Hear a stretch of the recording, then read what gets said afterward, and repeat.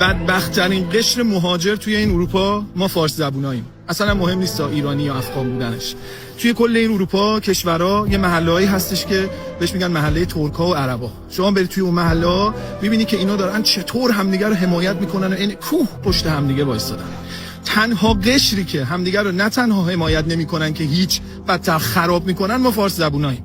نمیدونم این همه حسادت، این همه تنگ نظری، این همه قضاوت، این همه جمع خراب کنی، این همه حرف اضافی، این همه بدبختی کی توی فرهنگ ما ریشه کرده که کاش من میتونستم به عقب برگردم با یه ماشین زمانی چیزی ریشه این فرهنگ رو عبیخ بزنم که متاسفانه نمیتونم. شما یک جمع دوستانه ایرانی نمیبینی که بیشتر از 4 بار تونسته باشن با هم برن بیرون، چون همیشه توش یه نفر قضاوت کرده، یه نفر حسادت کرده، یه نفر فشاری شده یا یه نفر زندگیشو با اون یکی مقایسه کرده.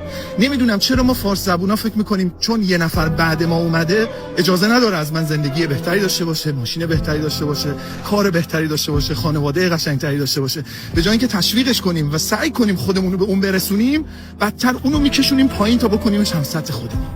این اوج بدبختی ما قشر فارس زبون تو دنیای مهاجرت. نمیدونم شما این تجربه دارید یا نه. اگر دارید برای من این پایین بنویسید چطور میتونیم ما این بدبختی رو درستش کنیم. خیلی مخلصیم.